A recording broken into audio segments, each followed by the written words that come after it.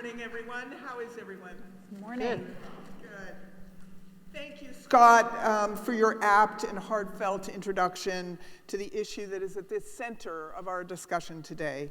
When MAS released the Accidental Skyline Report in 2013, many tried to dismiss us by claiming that Billionaires Row didn't affect real New Yorkers. An op-ed in an outlet that I will not mention by name even likened our concerns to fretting over our tans. It has taken great courage for institutions like the Brooklyn Botanic Garden, a nonprofit operating on city land, to speak out on this issue. This kind of strong, principled opposition is not for the timid. And as Scott didn't mention in his talk, the impacts of 960 Franklin, which is the development he was talking about, don't just affect BBG. They also threaten the little oasis of Jackie Robinson Playground just around the corner. The public realm extends beyond parks and famous sites. It includes sidewalks and swing sets, benches and plazas. It's about all the spaces in between, where so much of urban life takes place. And in fact, it is often the smallest of these spaces that are most affected by the addition of unmitigated shadows. Our partnership with the New Yorkers for Parks got its start when the Greenacre Foundation grew concerned about the shadows on their pocket park as a result of the East Midtown rezoning. Both of our organizations advocated for protecting Greenacre Park, alas, to little avail. As it became clear that a more citywide effort was needed, we were approached by the Greenacre Foundation to assess our interest in joining together to advocate for systemic change. You know the answer to that, a resounding yes. Ours is such a logical partnership with deep roots in our past and an equally deep passion for our city. I am delighted to welcome to the stage Lynn Kelly, the Executive Director for New Yorkers for Parks.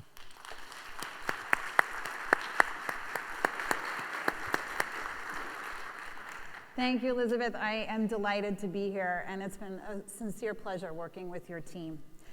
Today's discussions will serve as the launch of the campaign we are calling Fight for Light, which seeks stronger protections for the natural resources that are essential to an equitable city and the health and happiness of its city dwellers.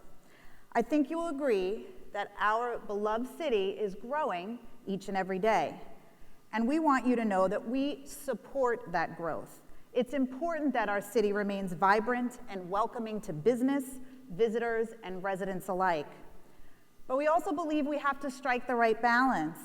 How do we protect our beloved open spaces while allowing growth that will house our neighbors, provide jobs, and invigorate our economy? We're going to begin today's discussions by talking about my favorite subject, parks, yay, and how crucial they are to our health, which is apt given that we are in the New York Academy of Medicine and across the street from beautiful Central Park.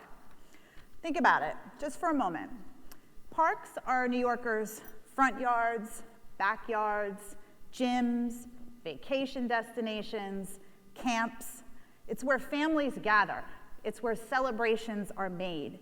And often it's time just to be at peace with oneself in the city that never sleeps. I will bet that you are all thinking right now of your favorite park. Am I wrong? Right? Picture that park without light. We know it's no surprise that parks need light. Light keeps our parks ecologically healthy. It's also key to our health, not just our physical, but our mental health. I don't know about you, but on a cloudy day, especially in the fall, I literally zigzag across the streets to walk in the sunshine on the sunny side of the street. Whether I realize it or not, I do it. Parks, we know, are treasured by New Yorkers, and we believe that light is essential to the health and happiness of people, but we still need to know more. We need to understand this more. Today's program will begin with a conversation about those very connections, so we can clearly articulate why light is so important. Alongside our keynote speaker, a physician, also apt, We'll hear from practitioners and advocates who connect open space in their health and in their day-to-day work. Elizabeth? From there, we'll dive into the regulatory framework and explore new ideas and best practices for safeguarding light and air in the built environment. We'll have the honor of hearing from experts, both local and global, whose insights are shaping how cities tackle this challenge. Then off to lunch, which will be held up on the 3rd floor in this beautiful building. Just follow the drummers. No, I'm not kidding, and you'll see what I mean. After lunch, we'll dive into more of the why in this conversation about light and air, this time focusing on the elements of our urban ecology and conservation. We'll be listening to perspectives from the grassroots to the treetops and the interplay of natural and man-made systems and how light fits into that. We'll also be learning the meaning of biophilia, which is great because I'm not sure I know what it means exactly. And we'll hear the lessons and reflections of a self-described urban hiker. And finally, we'll look at design as a tool for safeguarding light and air. And then, of course, you'll see us again. We'll be back to talk about the future of this campaign and introduce our new joint report, Bright Ideas. This report makes the case for sunlight in the public realm as an urban planning priority. Light and air are not fringe amenities. They are essential elements in our urban infrastructure, and every New Yorker deserves access to them. In fact, our city is stronger and more successful when this resource is distributed fairly. This campaign, Fight for Light, yes, it is indeed about light, but it's also about health, environment, the ecology, and the need, I can't say this more enough, to strike the right balance. We need to listen to all of you in this room to help us craft the right policy, the right recommendations. This has to be done pragmatically.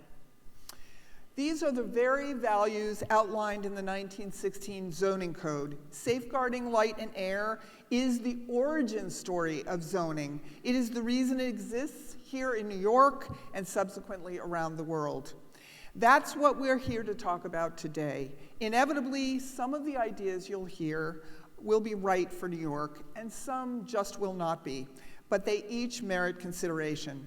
What cannot continue is the de facto privatization of sunlight while playgrounds, sidewalks, and parks are cast in shadow below. We believe New Yorkers deserve better. We believe that light is worth fighting for, and we hope you will join us. Let's get started. Thank you.